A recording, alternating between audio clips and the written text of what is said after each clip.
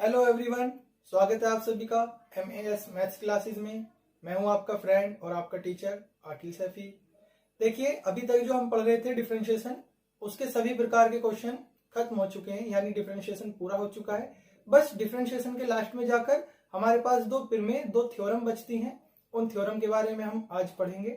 हो सकता है उनमें से एक ही थ्योरम आज मैं पढ़ा पाऊं आपको, एक कल पढ़ाएं, ठीक है? क्योंकि बच्चों को जब दोनों थ्योरम एक साथ पढ़ा देते हैं तो थोड़ा कंफ्यूज हो जाते हैं, इसलिए मैं एक एक करके पढ़ाऊंगा। तो देखिए, उनमें से सबसे पहले हम दोनों थ्योरम में से एक थ्योरम को शुरू करते हैं। और एक बात और, ये दोनों थ्योरम बहुत ही इंपॉर्टेंट है। सीबीएसई बोर्ड या यूपी बोर्ड, दोनों ही बोर्ड में, कि कोई सा भी बोर्ड हो, ये आ जाती हैं शॉर्ट क्वेश्चंस में। तो इनको बहुत अच्छे से कर लें। यूपी बोर्ड में 5 नंबर में आ जाती हैं और सीबीएसई बोर्ड में ये 4 नंबर में आ जाती हैं। ओके, तो देखिए, इनमें से सबसे पहले हम जो पढ़ने जा रहे हैं वो पढ़ने जा रहे हैं Rawls theorem.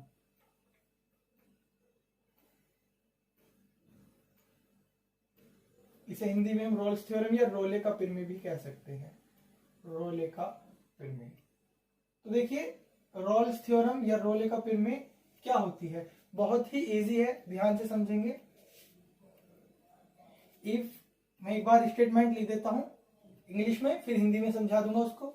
If f(x) is a real valued function या real function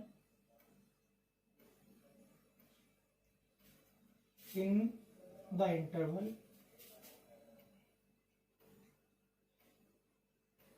a b such that, यहां पर 3 कंडीशन बनेंगी। First, f(x) is continuous at in closed interval AB।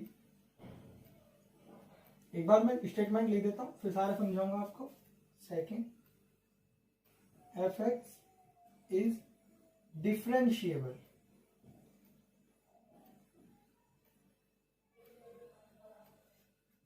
in open interval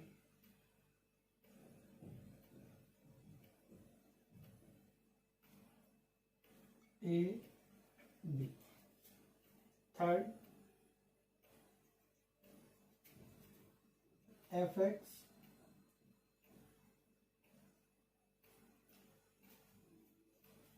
third में है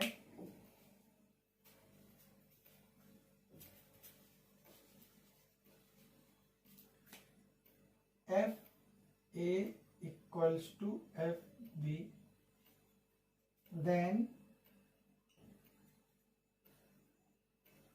there exists a real number C in AB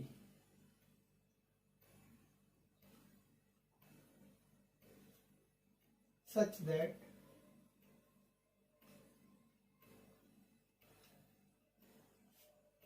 f dash of C equals to 0। देखिए, ये है आपकी Rawls theorem या रोलिक थ्योरम। देखिए, समझिए, हमारे पास में f(x) को एक रियल वैल्यूड फंक्शन है। रियल वैल्यूड फंक्शन आप जानते हो, जो रियल नंबर पर डिफाइंड फंक्शन है, ठीक है? f(x) एक रियल फंक्शन है, यानी रियल नंबर का फंक्शन है। अगर मैं इस बात को करूं तो मैं आपको यहां समझा सकता हूं रियल वैल्यूड फंक्शन क्या होते हैं। f एक फंक्शन हो सकता है जिसका डोमेन ए से बी का क्लोज इंटरवल है और जिसकी रेंज एक रियल नंबर है, इसे बोलते हैं रियल वैल्यूड फंक्शन। तो आप इसे भी समझ सकते हो, ये है real valued function, real valued function. Okay, तो देखिए, ये वैसे रफ वर्क था, इसे मैं यहां से रफ कर देता हूं, वरना थ्योरम में आप इसे याद कर लोगे गलती से। तो देखिए, समझिए, f(x) एक रियल वैल्यूड या रियल फंक्शन है जो किसमें डिफाइन है? एक ए से बी का क्लोज इंटरवल है, उसमें डिफाइन है। तो उसके अंदर 3 सच दैट, इस प्रकार से 3 कंडीशन दे रहा है ये, इन कंडीशन को सेटिस्फाई कर रहा है कि f(x) जो है वो कंटिन्यूअस है, किसमें? ए और बी के क्लोज इंटरवल में। f(x) डिफरेंशिएबल है, यानी अवकलनीय है, किसमें? ए और बी के ओपन इंटरवल में। क्लोज इंटरवल और ओपन इंटरवल के आप जानते हो ब्रैकेट कैसे दिखाए जाते हैं। और f a equals to f b, यानी ए पॉइंट पर फंक्शन की वैल्यू और बी पॉइंट पर फंक्शन की वैल्यू दोनों आपस में इक्वल हैं। अगर ये तीन कंडीशन रखता है तो हमें एक रियल नंबर मिलता है कम से कम, ठीक है। Then there exist at least, यहां पर लिख लेते हैं हम एट लीस्ट कम से कम एक, at least one real number C, कम से कम एक ऐसा रियल नंबर सी हमें मिलता है ए और बी के ओपन इंटरवल के अंदर जिसके लिए फर्स्ट डेरिवेटिव जो होता है वो 0 होता है। ये होती है हमारी रोले थ्योरम। अभी आपको इसके बारे में कुछ खास समझ में नहीं आया होगा, हालांकि न्यूमेरिकल में आपको यही प्रोसीजर लगाना है। तो एक बार इसको आप समझ लें, आपको क्या क्या चेक करना है। सबसे पहले पॉइंट पर आपको क्या चेक करना है, ए और बी के क्लोज इंटरवल में कंटिन्यूटी चेक करनी है, ए बी के ओपन इंटरवल में डिफरेंशिएबिलिटी चेक करनी है, और ये चेक करना है फंक्शन में ए पुट करना है, फंक्शन में बी पुट करना है और देखना है दोनों की वैल्यू इक्वल आ रही है। अगर ये तीन कंडीशन क्लियर हो जाती है तब उसके बाद उस फंक्शन का डिफरेंशिएशन करते हैं। उस फंक्शन का डिफरेंशिएशन करने के बाद उसको हम 0 के इक्वल रख लेंगे, और जब हम उसको 0 के इक्वल रख लेंगे तो आप देखोगे कि उससे एक पॉइंट या एक एक्स की वैल्यू आएगी, और वो एक्स की वैल्यू ए और बी के इंटरवल के बीच में ही आनी चाहिए। ये होती है रोले थ्योरम। अब इसको हम ज्योमेट्रिकल फॉर्म में पढ़ते हैं कि ज्योमेट्री से क्या होती है। मैं आपको ज्योमेट्री से बहुत अच्छे से समझाऊंगा, बड़े ध्यान से समझना है आपको, ज्योमेट्री से ही समझ में आएगी आपको कि रोले थ्योरम क्या कहती है। हालांकि आपको ये वैसे तो समझ आ गया होगा, एक बार ज्योमेट्री में समझना बहुत जरूरी है। चलिए देखते हैं।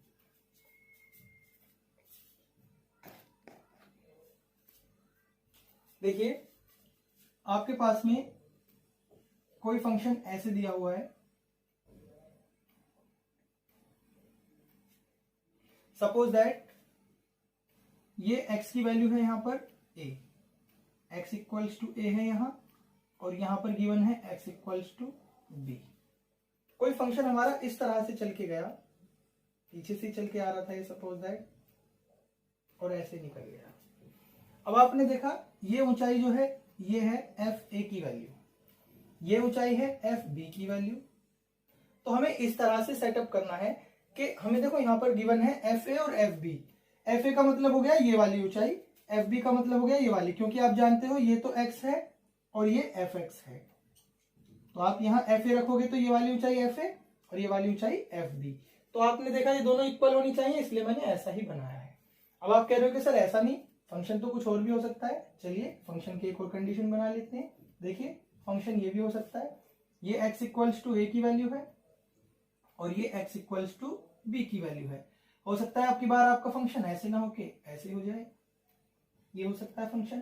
तो यहां पर जो ऊंचाई है ये क्या है एफ ए, और ये ऊंचाई क्या है एफ बी। बनाना ऐसा ही है जिसमें एफ ए और एफ बी की वैल्यू इक्वल हो। एक यहां पर थर्ड और बना लेता हूं मैं। देखिए थर्ड कंडीशन और हो सकती है इसके अंदर, हो सकता है फंक्शन ऐसा ना हो, ये x इक्वल्स टू ए की वैल्यू है और ये x इक्वल्स टू बी की वैल्यू है। देखिए यहां पर अब आपका फंक्शन ऐसे भी हो सकता है, कुछ भी उल्टा सीधा किसी भी तरह से हो सकता है, लेकिन आपको ये ध्यान रखना है एफ ए की जो वैल्यू है ये देखिए इतनी ही ऊंचाई एफ बी की जरूर होनी चाहिए, बाकी कुछ भी रहा हो उसमें या ना रहा हो।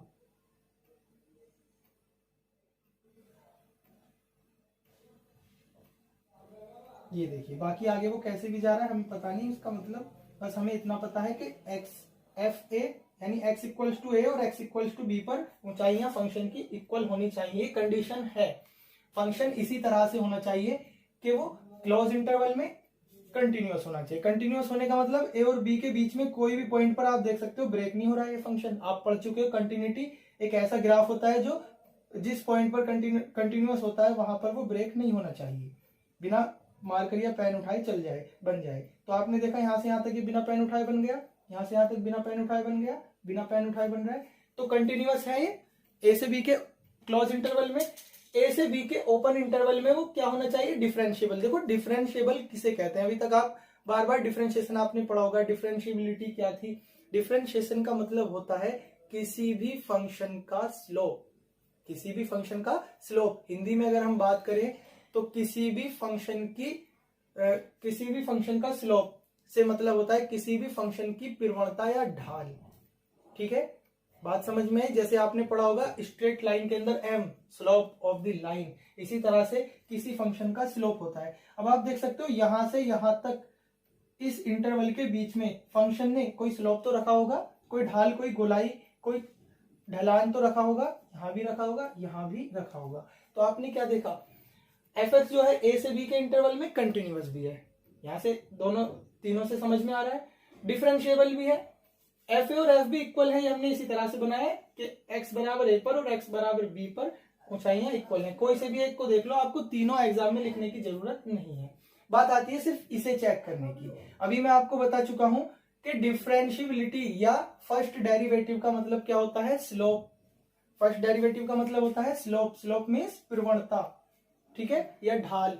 ओके, तो अब आप इसको पढ़िए। ये जो लास्ट पॉइंट है, लास्ट पॉइंट क्या कह रहा है कि इस फंक्शन के लिए ए से बी के बीच में, ए से बी, ए और बी पर नहीं, ए और बी के बीच में ओपन इंटरवल है ना, ए और बी के बीच में एक पॉइंट, एटलीस्ट वन पॉइंट, कम से कम, ज्यादा मिल जाए अच्छी बात है, लेकिन कम से कम एक पॉइंट, नाम सी रख लिया, कुछ भी हो सकता है, एक पॉइंट ऐसा जरूर होगा कि उस जगह पर फर्स्ट डेरिवेटिव की वैल्यू 0 हो। और फर्स्ट डेरिवेटिव का मतलब होता है slope of the function. Function का स्लोप कितना होना चाहिए, 0 होना चाहिए।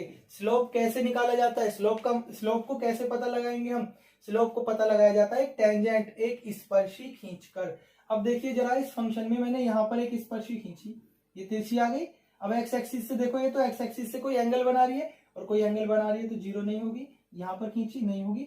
बट यहां देखो जरा ध्यान से, यहां पर मैं ब्लैक से करता हूं इसको, यहां ध्यान से देखिए, एक पॉइंट ऐसा है कि अगर मैं यहां पर स्लोप खींचूं तो देखिए, ये सॉरी यहाँ टेंजेंट ड्रॉ करी मैंने, ये टेंजेंट एक्स एक्सिस के पैरेलल है या नहीं, और जो लाइन एक्स एक्सिस के पैरेलल होती है उसका एंगल कितना होता है, 0। और जब एंगल 0 होगा तो आप पढ़ चुके हो m equals to tan 0 equals to 0। तो m का मतलब होता है स्लोप, और स्लोप हम किसको कह रहे हैं, यहाँ पर स्लोप कह रहे हैं फर्स्ट डेरिवेटिव को। तो आपने क्या सीखा, आपने देखा कि इस फंक्शन का इस पॉइंट C पर स्लोप जो है वो कैसा है, 0 आ रहा है, यानी यहाँ पर टेंजेंट जो है वो एक्स एक्सिस के पैरेलल आ रही है। तो यही रोले थ्योरम कहती है। दोबारा से समझ लीजिए, रोले थ्योरम के अकॉर्डिंग कोई रियल वैल्यूड फंक्शन है, क्लोज इंटरवल ए बी के अंदर एक फंक्शन है जिसका हमने यहाँ ग्राफ बना के दिखाया, वो कंटिन्यूअस होना चाहिए। कहने का मतलब अगर ज्योमेट्रिकल फॉर्म में हम पढ़े तो बिना पेन उठाए वहां से वहां तक बन जाना चाहिए। डिफरेंशिएबल होना चाहिए। डिफरेंशिएबल होने का मतलब फर्स्ट डेरिवेटिव या डिफरेंशिएबल होने का मतलब उसका स्लोप खींच जाना चाहिए। तो यहां से यहां तक इस पे खूब सारे स्लोप खींच सकते हैं, यानी कि डिफरेंशिएबल है। एफ ए और एफ बी की वैल्यू दोनों ऊंचाइयां बराबर होनी चाहिए। तब एक पॉइंट उस ए से बी के बीच में ऐसा जरूर होगा जहां पर स्लोप की वैल्यू 0 होगी। डेरिवेटिव का, फर्स्ट डेरिवेटिव का मतलब होता है स्लोप, वहां पर स्लोप की वैल्यू 0 होगी। तो आपने देखा कम से कम एक ऐसा पॉइंट सी, देखो यहां मिल गया, यहां स्लोप की वैल्यू 0 है। क्यों है 0? क्योंकि यहाँ पर जो टेंजेंट हमने ड्रॉ करी वो एक्स एक्सिस के पैरेलल है, और जो लाइन एक्स एक्सिस के पैरेलल होती है उसका एंगल 0 होता है, और जब एंगल 0 होता है तो उसका स्लोप भी 0 होता है। तो आप समझ गए होंगे ये वाली बात से, एफ डैश सी। कोई प्रॉब्लम तो नहीं, ये बात समझ में आई सभी को? चलिए अब हम इसमें चेक करते हैं। तो देखिए इसमें भी आपको पता चल गया होगा, कम से कम एक ऐसा पॉइंट ये रहा, यहाँ पर आप अगर इसका स्लोप, यहाँ पर इसकी टेंजेंट ड्रॉ करेंगे तो ये टेंजेंट कैसी, एक्स एक्सिस के पैरेलल है, और जब ये एक्स एक्सिस के पैरेलल है तो इसका एंगल 0 और एंगल 0 है, तो इसका स्लोप भी 0 हो गया, यानी कि एफ डैश सी की वैल्यू 0 हो गई। अगर हम इसमें बात करें, मैंने कहा था एटलीस्ट 1, इसमें तो कई मिल जाएंगे। एटलीस्ट 1 का मतलब कम से कम एक से ज्यादा भी हो सकते हैं। यहाँ देख सकते हो आप, एक स्लोप ड्रॉ करा हमने, सॉरी यहाँ एक टेंजेंट ड्रॉ करी, ये टेंजेंट कैसी, एक्स एक्सिस के पैरेलल, तो इसका यहाँ पर स्लोप क्या हुआ, 0। ये वाली यहाँ पर एक टेंजेंट ड्रॉ करी हमने, इस टेंजेंट पे देखिए, इस टेंजेंट को देखिए एक्स एक्सिस के पैरेलल है ये भी, और जब एक्स एक्सिस के पैरेलल है तो इसका स्लोप भी 0। ये वाले यहाँ पर देखिए, हो सकता है ये थोड़ा सा हमने जब बनाया था इसमें, देखो यहाँ इसे ऐसे कर लेते हैं हम, ये ऐसे हो गया था। देखिए यहाँ पर कोई एक पॉइंट हमने सपोज दैट ये रख लिया, यहाँ चलो और नहीं आ रहा है, इसमें 2 ही आ रहे हैं, तीसरा नहीं आ रहा, हम जबरदस्ती नहीं बनाएंगे तीसरा, तो तीसरा नहीं आ रहा है। तो आपने देखा मैंने कहा था एटलीस्ट 1, कम से कम एक से ज्यादा भी आ रहे हैं। तो यहाँ देखिए पैरेलल है ये वाली टेंजेंट इसके पैरेलल है तो स्लोप 0, टेंजेंट एक्स एक्सिस के पैरेलल है स्लोप 0, टेंजेंट एक्स एक्सिस के पैरेलल है स्लोप 0, टेंजेंट एक्स एक्सिस के पैरेलल है स्लोप 0। तो आपने क्या देखा कि एफ डैश सी यानी कि फर्स्ट डेरिवेटिव का मतलब स्लोप होता है, तो उसका स्लोप 0 आना चाहिए, स्लोप 0 आ गया, स्लोप 0 आ गया, स्लोप 0, स्लोप 0, कम से कम एक पॉइंट पर, कम से कम एक पॉइंट तो मिल रहा है, एक से ज्यादा भी मिल सकते हैं। तो आपको ज्योमेट्रिकल तरीके से भी समझ में आ गया, ये 3 तरह के ग्राफ हो सकते हैं और कितना भी इसको आप टेढ़ा मेढ़ा कर सकते हैं आप ग्राफ, सभी में ये कंडीशन बनेगी। तो आपको अच्छे से समझ में आई। रोल्स थ्योरम या रोले थ्योरम क्या कहती है, जो एक्स्ट्रा पॉइंट्स है मैं उनको रफ कर देता हूं, अगर आपको इसका स्क्रीनशॉट लेना है तो वो आप ले सकते हैं। ओके, देखिए स्क्रीनशॉट ले लीजिए, ये आप थ्योरम में नहीं लिखेंगे, इसे स्लोप कहते हैं, बस ये याद रखना है कि फर्स्ट डेरिवेटिव का मतलब स्लोप होता है। ये अब आप आगे बहुत सारा पढ़ने वाले हैं स्लोप के बारे में, ठीक है। चलिए ओके, देखिए अभी हमने ज्योमेट्रिकल फॉर्म पढ़ी थी रोले थ्योरम की, उसमें आपको पता चल गया अच्छे से रोले थ्योरम किस तरह से वेरीफाइड हो रही थी। और आपने ये भी सीखा था कि डेरिवेटिव, फर्स्ट डेरिवेटिव का मतलब होता है किसी फंक्शन का स्लोप, किसी फंक्शन का उस पॉइंट पर स्लोप जिस जगह पर वो डेरिवेटिव निकाला जा रहा है। तो चलिए खैर वो तो बात एक अलग होगी। ज्योमेट्रिकल फॉर्म मैंने आपको इसलिए सिखाई थी कि आपको रोले थ्योरम की बेसिक नॉलेज पता होनी चाहिए उसके बारे में कि रोले थ्योरम क्या होती है, किसी को आप एक्सप्लेन कर सको। हालांकि एग्जाम्स में ज्योमेट्रिकल फॉर्म, ज्योमेट्रिकल इंटरप्रिटेशन नहीं आता, लेकिन फिर भी आपको उसके बारे में पता होना बहुत जरूरी हो सकता है इस बार ऑब्जेक्टिव में रखा मिल जाए, आपसे पूछा जाए इस तरह से कोई ग्राफ बना हुआ हो कि ये एक ग्राफ बना हुआ है और यहां पर ऐसे दे दिया गया आपको सपोज दैट कि x इक्वल्स टू बी है और यहां पर x इक्वल्स टू ए है। अब आपसे पूछा जाएगा कि पॉइंट, ये वाला एक पॉइंट दे रखा होगा सी, तो चेक करो इस पॉइंट के लिए रोले थ्योरम अप्लाइड है नहीं, तो आप एकदम से यहाँ पर एक टेंजेंट ड्रॉ करेंगे और ये टेंजेंट जो होगी एक्स एक्सिस के पैरेलल है, पैरेलल होने की वजह से थीटा जो हो जाएगा वो 0 हो जाएगा, और जब थीटा 0 हो जाएगा तो टेन थीटा भी 0 हो जाएगा, जिसकी वजह से m का मतलब होता है एफ डैश सी यानी कि स्लोप या फर्स्ट डेरिवेटिव, ये 0 आ गया तो ये वेरीफाइड है। इस तरह से ऑब्जेक्टिव भी आ सकते हैं, हालांकि ऑब्जेक्टिव किसी भी तरह से कुछ भी बन सकता है, तो इसलिए मैंने आपको ज्योमेट्रिकल फॉर्म सिखाई थी। चलिए अब हम न्यूमेरिकल करते हैं। देखो एक न्यूमेरिकल है, verify Rolle's theorem for f x equal to this x into -4 to 2 का क्लोज इंटरवल, ये a to b वाला इंटरवल गिवन है और ये आपको रियल वैल्यू का एक फंक्शन गिवन है। अब आपको इसमें रोले थ्योरम वेरीफाइड करनी है, जांच करनी है कि रोले थ्योरम अप्लाई है या नहीं। तो देखिए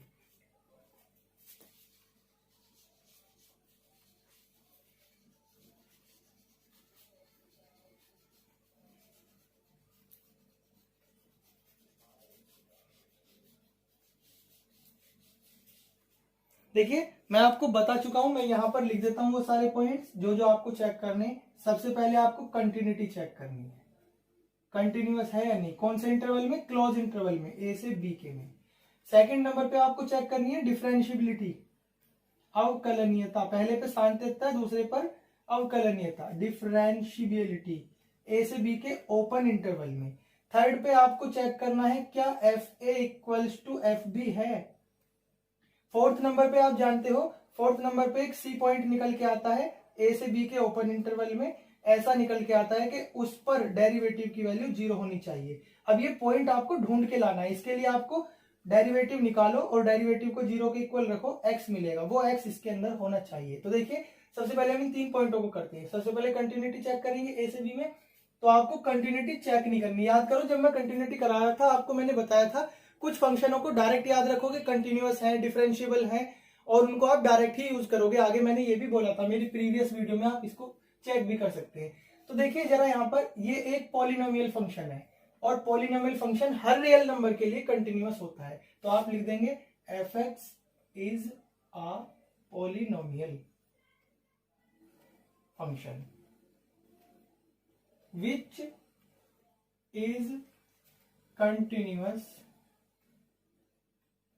is continuous for all real value, for all real value, then fx is continuous for continuous in -4 to 2। Close interval लाना है ना इसका, तो ये डायरेक्ट लिखने हैं आपको थ्योरी में, आपको कंटिन्यूटी चेक नहीं करनी है, बस आपको पॉइंट लिखना है क्या कि fx क्या है, एक पॉलिनोमियल यानी बहुपद फलन है, और बहुपद फलन सभी वास्तविक मानों के लिए सतत होता है, इसलिए -4 से 2 भी एक वास्तविक मान है, इनके लिए भी सतत हो गया, इनके लिए भी कंटिन्यूअस हो गया। ओके, समझ में आ गई ये बात, आगे बढ़ते हैं। सेकंड पॉइंट में आपको डिफरेंशिएबिलिटी चेक करनी है, तो डिफरेंशिएबिलिटी भी आपको चेक नहीं करनी, क्योंकि एक पॉलिनोमियल फंक्शन है, और जो पॉलिनोमियल फंक्शन होता है वो रियल नंबर्स के लिए वो भी डिफरेंशिएबल भी होता है, तो यहां पर भी यही बात लिख देंगे हम, इट इज, यहां पर डायरेक्ट लिख देंगे हम पॉलिनोमियल फंक्शन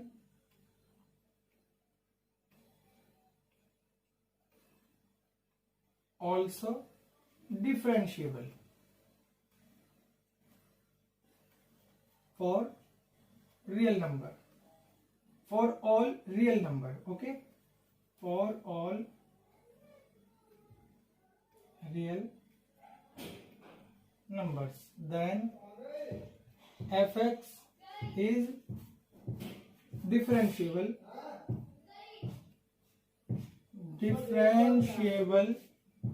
for, अब की बार आपको ओपन इंटरवल पे दिखाना है, आप ये मत सोचना कि क्लोज पे भी हो रहा है, जिस पे उसने कहा है ना रोले के रूल से आप उसी पे बताएंगे। रोले थ्योरम का रूल कहता है यहाँ ओपन में होना चाहिए, तो सिर्फ आप ओपन में ही दिखाएंगे, कभी आप जबरदस्ती उसको क्लोज में दिखाने लग जाए, ठीक है। तो देखिए ये दोनों पॉइंट आपको डायरेक्ट लिखने थ्योरी में, fx एक पॉलिनोमियल फंक्शन है, और पॉलिनोमियल फंक्शन सभी रियल नंबर पर कंटिन्यूअस संतत होता है, इसलिए -4 से 2 में भी ये कंटिन्यूअस है।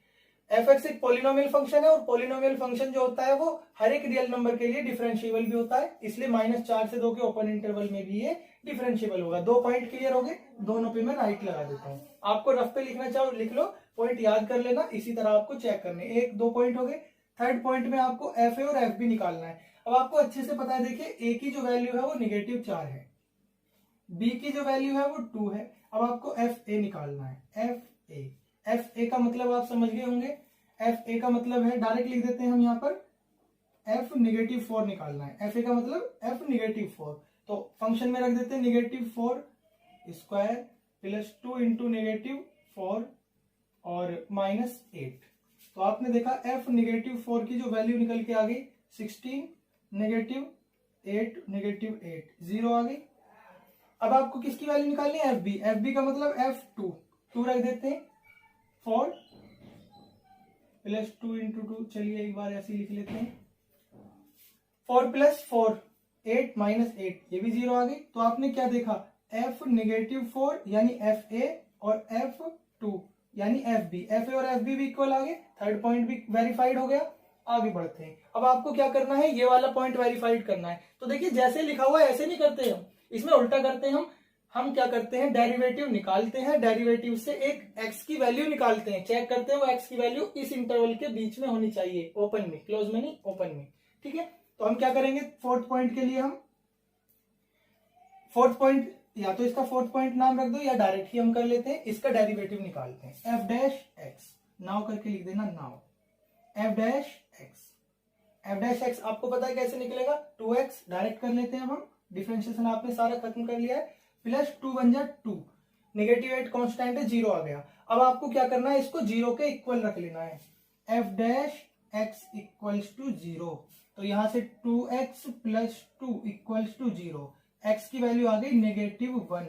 अब आप एक बात बताइए, x की वैल्यू जो -1 आई है, ये चेक करना है बस आपको, ये वैल्यू इस ओपन इंटरवल में होनी चाहिए, -4 से 2 के अंदर। देखो बहुत अच्छे से आप जानते हो, -4 से 2 के बीच में -1 आता है, कैसे, रियल लाइन पे चेक करो, -4 -3 -2 फिर -1 आता है, फिर 0 फिर 1 फिर 2, तो आपने अच्छे से देखा x इक्वल्स टू -1, जो कि बिलोंग करता है किसको, या अंदर है किसके, -4 से 2 के ओपन इंटरवल में। तो आपने देखा 4 पॉइंट वेरीफाइड हो गया। अगर ये वैल्यू 0 है तो ये इसको बिलोंग करता है। आपको उल्टा करना है, ऐसे नहीं करना है जो बिलोंग करता है तो इक्वल 0 हो। आप 0 लेकर चलोगे और बिलोंग कराओगे। ओके, समझ में आ गया।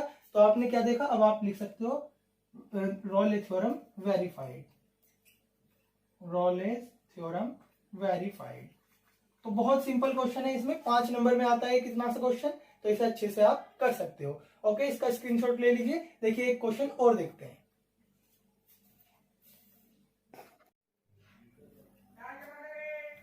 देखिए प्यारे बच्चों, हमारे पास में एक क्वेश्चन है, ये कह रहा है verify Rolle's theorem for this. ये आप अच्छे से जानते हो कि ये जो है आप समझ गए होंगे, ये ग्रेटेस्ट इंटीजर फंक्शन है, महत्तम पूर्णांक फलन। और आप ये भी जानते हो कि महत्तम पूर्णांक फलन के लिए जो होता है वो कभी महत्तम पूर्णांक फलन कभी भी इंटीजर्स पर कंटिन्यूअस नहीं होता, ये सिर्फ नॉन इंटीजर पर ही कंटिन्यूअस होता है। तो ये जो डायरेक्ट हमने कंटिन्यूटी याद रखी थी, कौन सा फंक्शन कहां पर कंटिन्यूअस होता है या नहीं होता, ये सब अब आपको डायरेक्ट यहां पर यूज करनी है, वो काम आएंगी। तो आप इसके बारे में क्या लिख सकते हो, since fx is a greatest integer function and it is not continuous for -2। देखो इसके अंदर कौन कौन से इंटीजर नंबर आ रहे हैं, -2, -1, 0, 1 और 2। तो इन सारों पर ये कंटिन्यूअस नहीं होता, देयरफॉर इसलिए रोले थ्योरम नॉट वेरीफाइड। देखिए क्या किया हमने, हम जानते हैं कि जो ग्रेटेस्ट इंटीजर फंक्शन होता है ये कभी भी इंटीजर पर कंटिन्यूअस नहीं होता, और जब ये कंटिन्यूअस नहीं होता तो ये कंटिन्यूअस फंक्शन नहीं है। पहला स्टेप खत्म हो गया कंटिन्यूटी का, डिफरेंशिएबिलिटी और आगे के तो बाद में है, यहीं पर कंटिन्यूअस नहीं है तो बात खत्म हो गई। और रोले थ्योरम नॉट अप्लाइड या नॉट वेरीफाइड। जहां पर भी जिस पॉइंट पर भी आपका पॉइंट फॉल्स मिल जाए आप लिख देना रोले थ्योरम नॉट वेरीफाइड।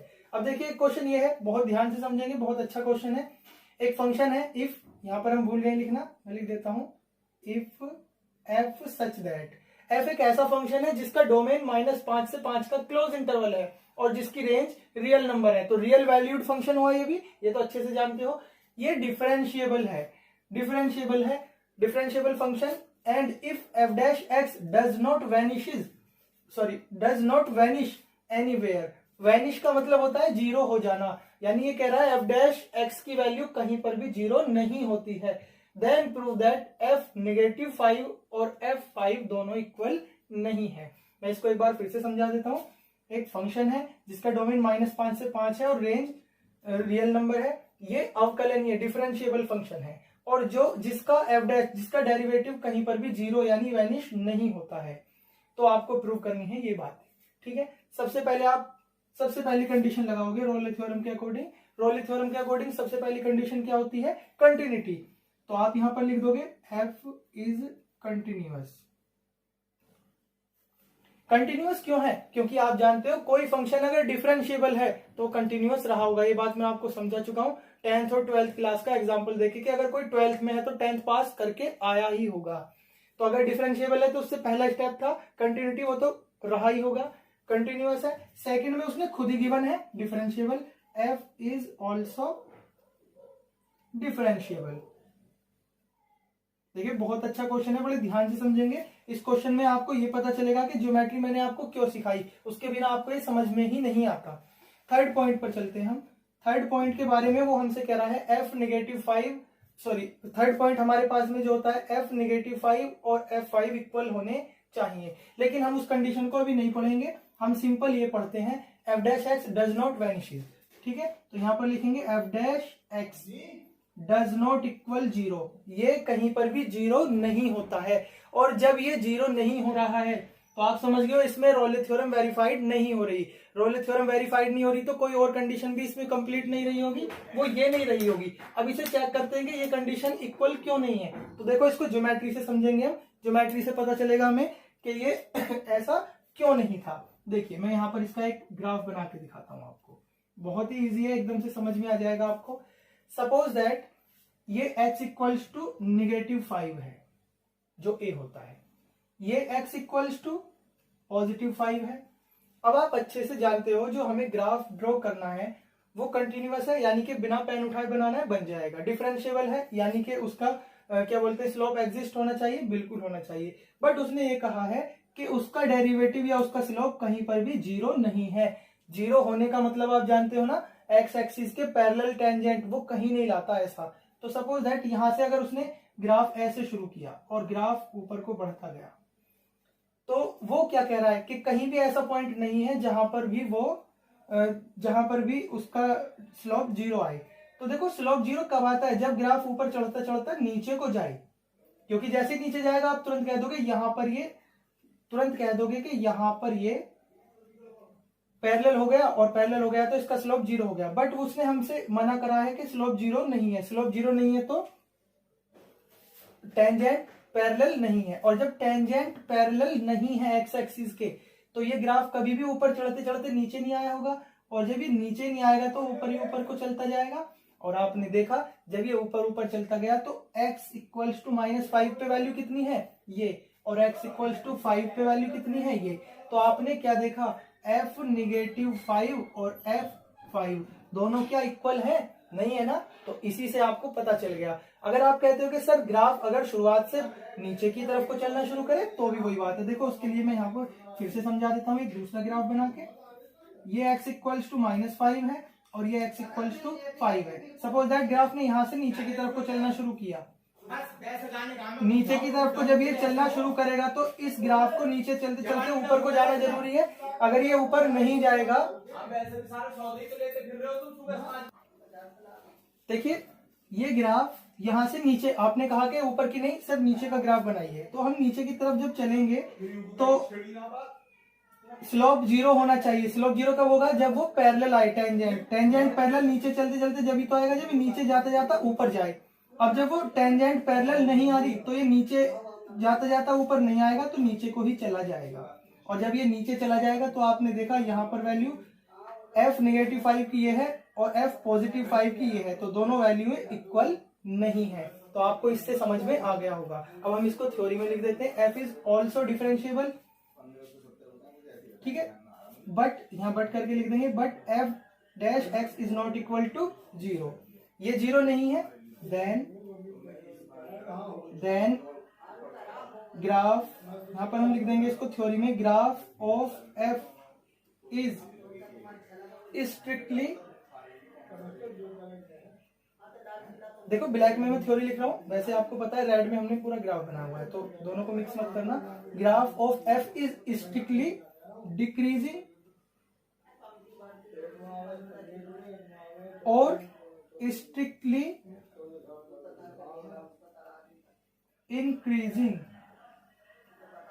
या तो घटता हुआ है या बढ़ता हुआ है। और जो ग्राफ घटता हुआ या बढ़ता हुआ होगा यानी ऊपर नीचे नहीं हुआ होगा, उसमें ऐसा कोई पॉइंट आपको मिल ही नहीं सकता जहां पर पैरेलल टेंजेंट खींची जा सके। तो देन करके हम लिख सकते हैं, जब वो ना तो या तो घटता हुआ है या बढ़ता हुआ है, इस वजह से उसमें f -5 और f +5, f -5 और f +5 की वैल्यू इक्वल नहीं हो सकती। तो देन करके आप लिख देंगे f -5 is not equal to f +5।